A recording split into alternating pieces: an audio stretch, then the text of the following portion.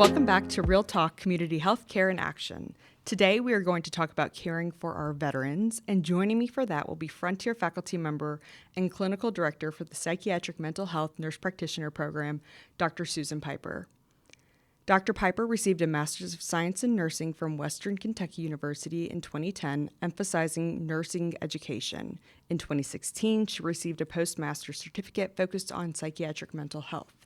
She received her Doctor of Nursing Practice degree from Murray State University in 2018. She has served 32 years in the Kentucky National Guard and was the chief nurse for the Kentucky National Guard's mobile vaccination team during the COVID-19 pandemic, and she continues to serve as chief nurse.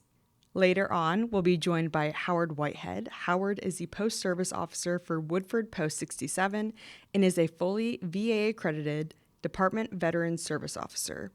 This means he has had and continues to receive training in VA claim policies, procedures, and best practices in preparing and filing claims, and can submit paperwork directly to the VA.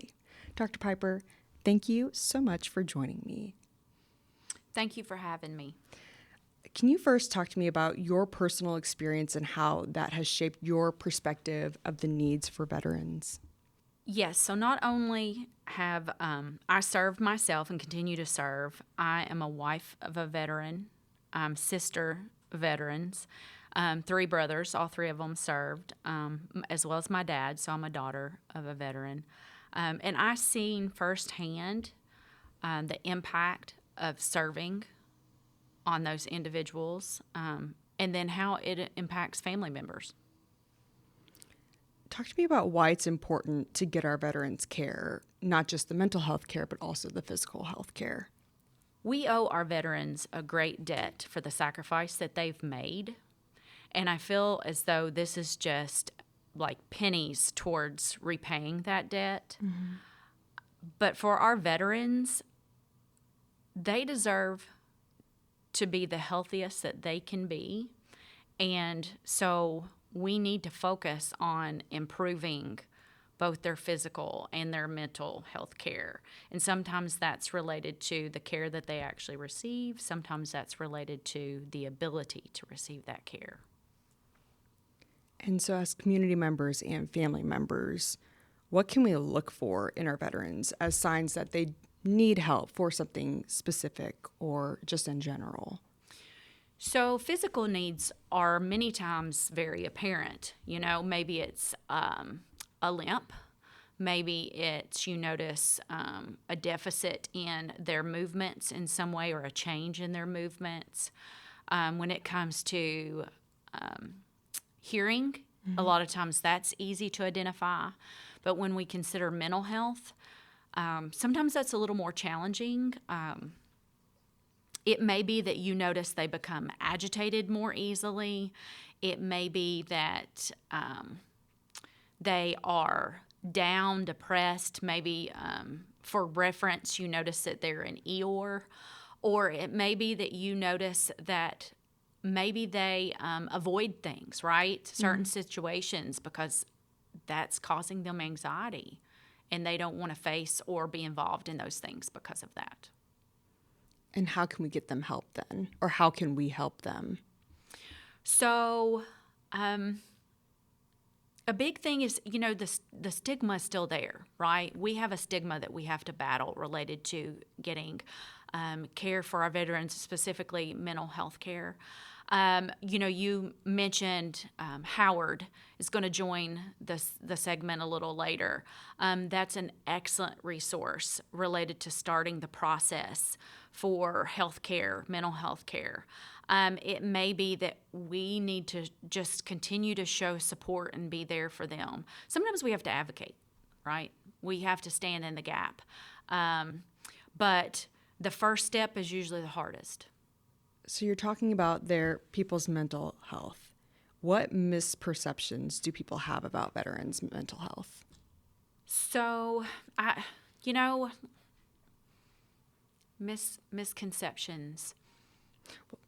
Sometimes, okay. So I guess I was trying to think about how to go about that, because sometimes I don't think it's our misconception per se, but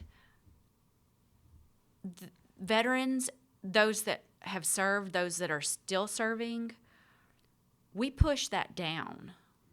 We don't always speak to those things, right? Because that's what we were told. You don't share. If there's a problem, you only seek help if it's absolutely necessary. So it may be that you see a veteran walking around, and until you speak to them, you may, or interact with them, you may not know that there's a problem or potentially a problem, because we've been told to hide it, to not disclose that. So I don't know that the misconception comes from the person or if it's the veteran themselves that's providing the cloaking device, so to speak, Right. that's cloaking what the problem is there. I don't know if I'm expressing that exactly how I'm wanting to. Well, tell me, let's say I have a sibling or a brother and I'm concerned and I'm asking them and they're hiding however they're feeling, they're not sharing their whole truth. But I'm concerned about them. What do I do? What do you do? Right. I think a good place to start is telling them that it's going to be okay and that you're there, right? That you're there when they are ready, and the importance and the need for getting help. Because how much better can things potentially be if they do? And sometimes just knowing that they have that support, that's all it takes. And sometimes by avoiding getting help for certain situations, it causes like a domino effect, right? Oh, absolutely. And so how do you bring that to light for them? Speaking truth, right? Because just like, we've heard so much about suicide and suicide amongst our veterans, and what do we do related to making a difference there, right? You have to just ask. You have to say.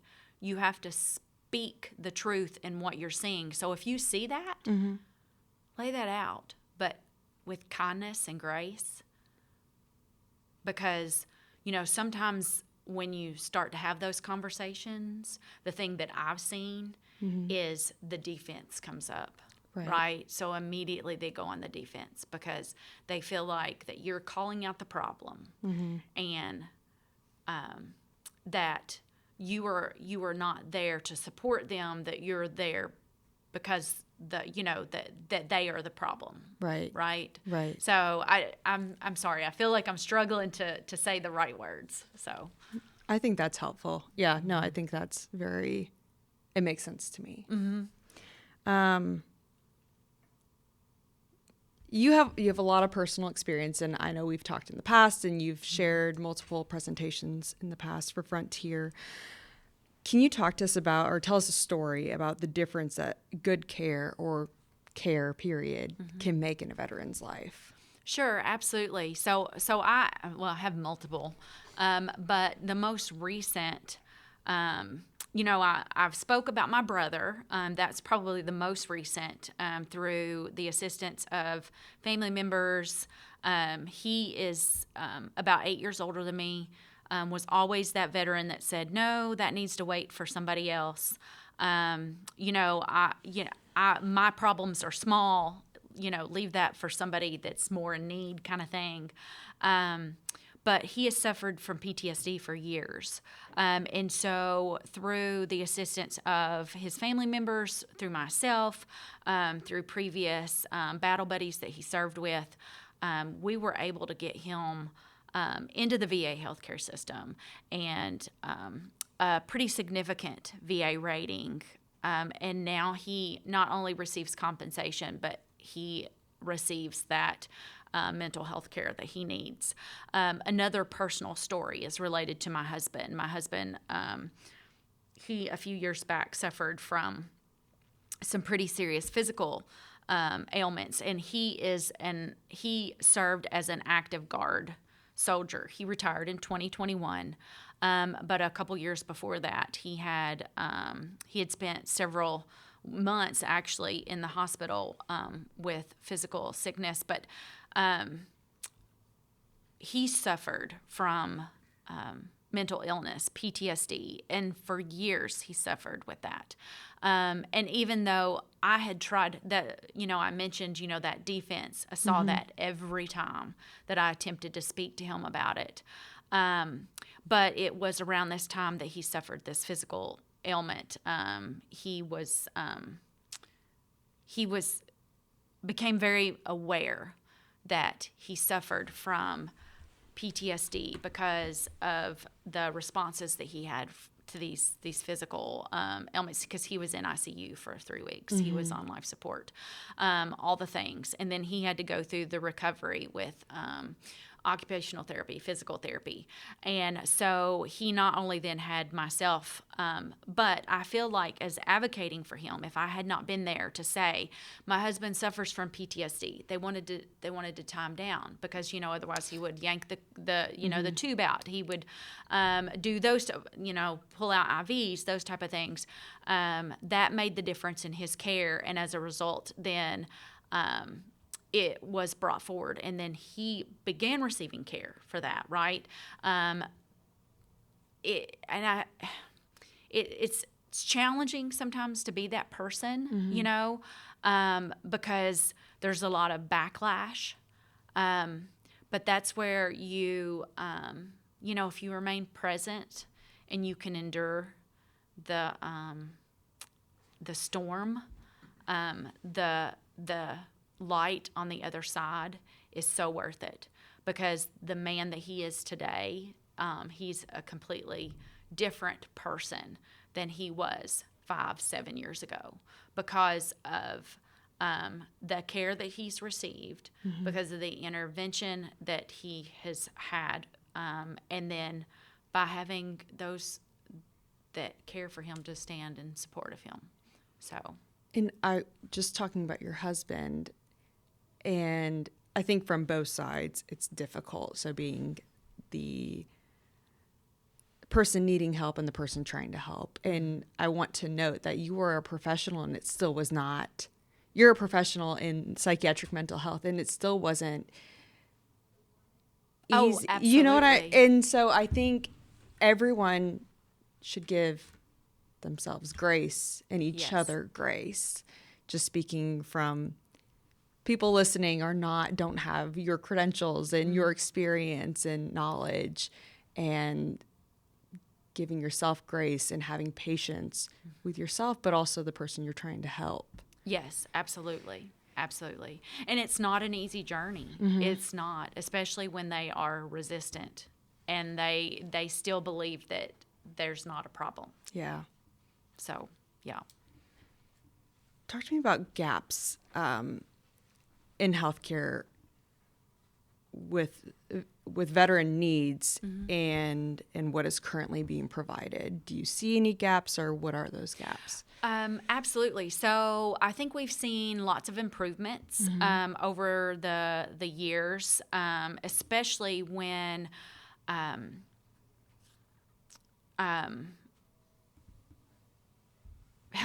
care was opened up to community resources, right?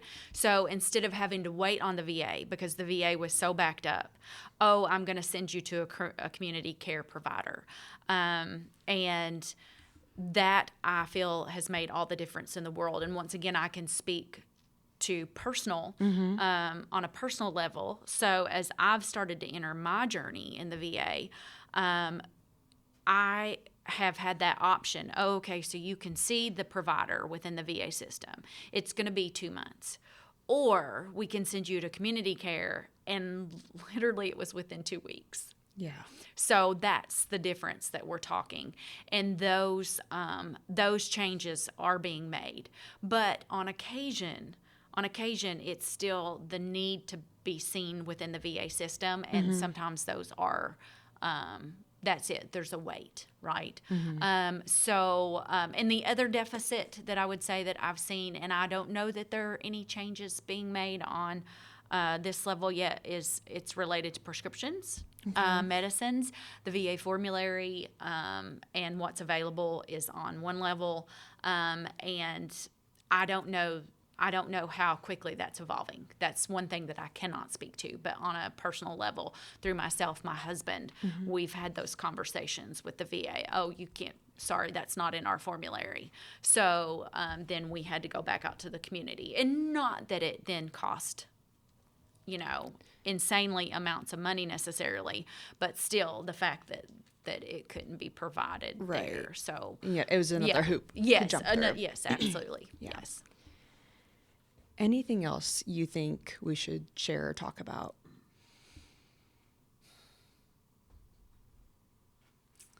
No, there's nothing. I mentioned the suicide, the fact that that's still so prevalent, especially compared to non-veterans. Right? It's still. I think the last statistic that I saw was that veteran compared to non-veteran, it's still like greater than 50% higher. Right? The rate is just astronomical. So. Physical health, mental health, both so very important. But mental health, please continue to work to fight to beat the stigma. The stigma is, I feel, still one of the greatest barriers, right? One of the greatest barriers to care. I would say that if you were going to march towards something to try to make a difference, that would be where it would fall. And one more question for you. I'm going to talk to Howard a little later, but what about resources? Resources that you have experience with personally for veterans? Absolutely. So as I've began to navigate this journey with myself, my husband, even my brother, so, we are in a technologically savvy world, right? So there's an app for everything. There's an app for the VA. You can even submit your claim online, but I would encourage you to get assistance from someone like Howard, and he'll talk a lot about that when he comes on, I'm sure. VA app, that helps you keep in the know, whether it's your benefits, your resources, or will then connect you to what's available. Me, on a personal level, as I've navigated through my healthcare journey, whether that's physical health, mental health, there are all kinds of apps that are available for resources there, whether that's nutrition, whether that's PTSD, whether that's just I want to engage in some mindfulness. There's so many resources that the VA offers related to that type of thing too. So, All right. Thank you so much for joining me and sharing your experiences and expertise. absolutely, so glad I could be here. Thank you. Now joining me is Howard Whitehead. Howard, tell me a little bit about your role and what it means to be an accredited service officer and what the Kentucky American Legion is doing. Well, I'm the adjutant and post-service officer at Woodford Post 67. We're based out of downtown Versailles. We serve all of Woodford County. A service officer's main function is to help veterans and their families with basically whatever they might need. Now, our post, of course, has a really sharp concern about our members, but we go beyond that. We service any veteran, what their family might need, or any questions they might have about benefits, or we've even been known to help veterans that are having financial issues with paying their electric bill or getting their car repaired so they can get to work. Now, past that, as a VA accredited service officer, I've had training and mentorship with some experienced service officers to know how to submit claims for VA benefits and know how those claims are processed, and if there's a denial, how to research and appeal those and do all we can to get veterans the benefits and their surviving families, if they pass, get all the benefits they need. And what would you say the biggest need you're seeing, or the biggest way that your role can help veterans now? Wow, that's a big question. the main thing is getting veterans to understand that we're there and we're ready to help them. There's a lot of other people that claim to be helping veterans, and there's the attorneys that are out there, and they charge veterans for that. Then there's the fly-by-nights that they say they want donations, and they really don't know how the system works, so they're not really providing a full service.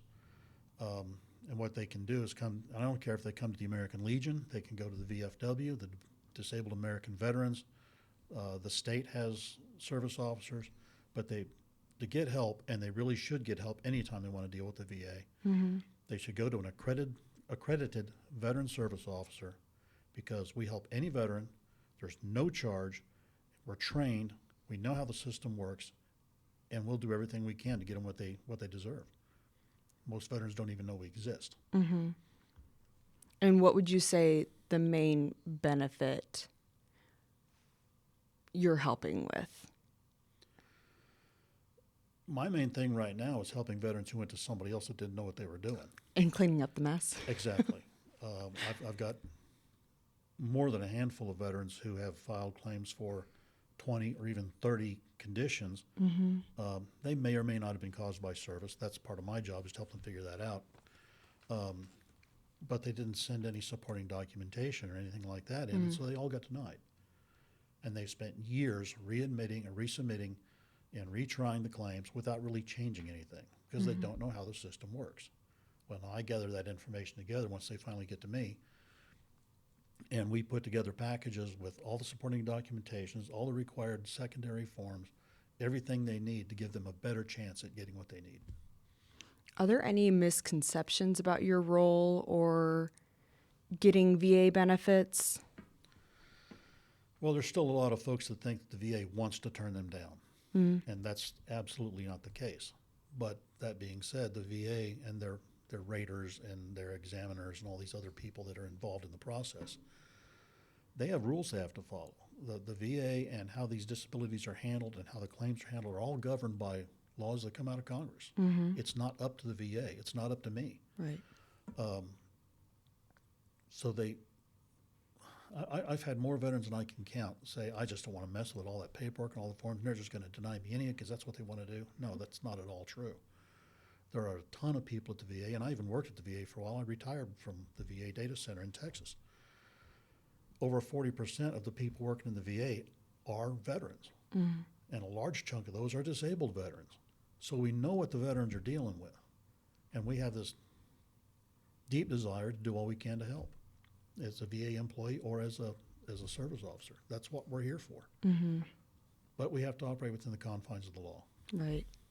And there are processes and procedures Absolutely. to getting there. There's a lot of them. Yeah. Should we go through those? No, I'm just kidding. We don't have time. Not today. No, not nearly enough time. Talk to me about getting enrolled in VA healthcare. Yeah, some people think that anybody can just walk up and get health care because they were a veteran, and that's just not the case. There are 3 ways to get into health care. It all starts with a Form 10-10Z. But part of that is there's 3 qualifications. One is if you don't have any kind of service-connected disability, you have to meet certain income restrictions. If your net worth is over a certain amount, you're not going to be eligible for health care. The second way is have a service-connected disability. That's why some people, when they come to me and say, well, I can't get into health care. Well, okay, let's talk about your health. So, why?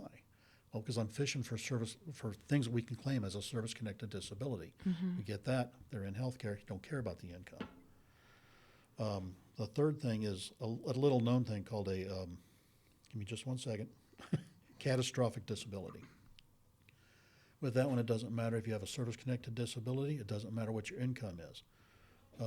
Say you have your, I'm trying to think of a good scenario. Well, just one that I've just dealt with recently. A lady came in with her husband who had had a stroke. Well, he had no service-connected disabilities. He had never seen the VA for anything, but they needed to get him into VA health care, mainly so she could get benefits to help take care of him. Right. And because he had that stroke, that's called a catastrophic disability, and we were able to request that he get an examination, see if he qualifies. And they said, well, yeah, obviously, because of his condition. And within a month, we had gotten him in and enrolled in VA healthcare just because of that. So if you have a veteran who's a stroke is a great example. Yeah. But any number of catastrophic illnesses hit out of the blue, then you can get them into VA healthcare. And yeah, there are still co-pays at some level, but there are others where there's not. It's a complex system. But that's a great way to not have to worry about the income and the service connection. You know, if you're in that unpleasant circumstance, Right. it's an option. So it's not, you don't have to meet all three. It's one of the three In one options. of the three ways, yes. Howard, how can veterans in Woodford County reach you? Well, one of the easiest ways is to go to our website at woodfordpost67.com, and there's a tab on that called Service Officer. And you go in there, you can see what we're about, what we do, and then there's a contact form. You can just send us a message and go that way. I also have a phone number, and of course, I don't remember what it is. I never call myself. Give me just 1 second and I'll have it. 859-379-9340. And I may not answer because I'm dealing with a lot of clients and all this other stuff. Just leave a message, I'll get back. Let's see. The website and that, those are the two best ways. And then once a month, on the fourth Thursday of every month between 3 and 8 p.m., I have walk-in hours at one of the study rooms up in the Woodford County Library upstairs, downtown Versailles. So just walk on in, and I usually only have one, maybe two people when I'm there. And you may have to wait a little while until I get done talking to someone else, but come on up and see me, and we'll get started. Yeah, that's awesome. Anything else you want to share? Well, if you do come see me, I would recommend that you bring your DD-214, which is discharge papers. Bring any family documentation, marriage certificates, birth certificates, divorce decrees, adoption papers, anything like that. Because when you get to a certain level of disability, you can get more pay for having dependents and all this other kind of thing. So that's yet another form, but I need to have the information off those other documents to complete that form. Just come ready and be prepared to open up. The more I know about a case, the better I can serve it. And there's a lot of things that can be claimed that most people don't realize. And some of the easiest ones are, for instance, hearing problems, and especially for combat veterans, tinnitus. Right. They're exposed to a lot of loud weapons fire and explosions and equipment and all that. Tinnitus is a common thing. So, people don't think, well, it's just noise in my ears. They'll never give me anything for that. Well, they Right. will. Right. And a lot of people, that's a gateway into the VA system. So, just, and don't think about, I want to save those resources for somebody who needs it worse than me. I want to save the appointment time. I want to save the money and all that. Well, I used to think that too. And then somebody opened my eyes and I just wasn't thinking. They were. He said, the VA is always going to have the money. The VA is always going to have a slot. Sometimes you might have to wait a couple months to get an appointment, but they always got room and they're always going to have money. Don't worry about it. Get in there and get what you've earned. Right.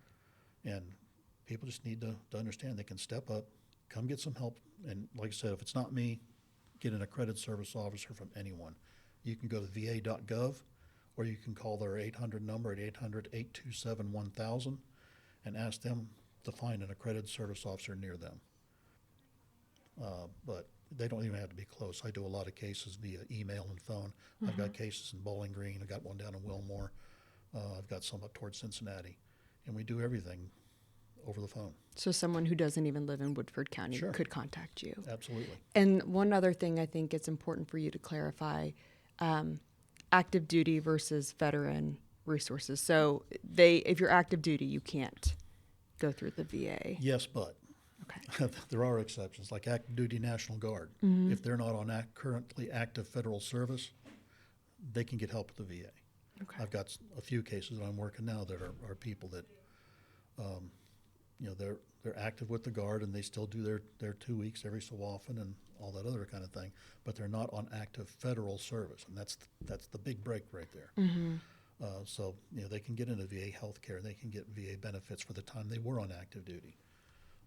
I've got some Guard members that were in Kuwait, Iraq, Afghanistan, and they're getting disability payments for that time. Now they go back on federal service, it makes no difference. That's a whole nother active period, and Right. that counts for something else. Okay. So yeah, now if it's an active duty, say you're an active regular Marine Corps, regular Army, no, we can't do that. Right. But National Guard and reservists, yes, we can. All right. Thank you so much for joining me and sharing your expertise. Well, thanks for having me. Thank Appreciate you. it. Thank you for joining us for today's episode. As community members, there are several things we can do to help our veterans. We can support them by showing up for them. We can encourage them to reach out. Just stay in touch with your veteran or loved one. Give them a ride where they need to. Advocate for them, whether that's reaching out to your local politician for a upcoming bill, or on a personal level, attending their appointments and meetings with them. Thank you for listening, and we'll see you next time.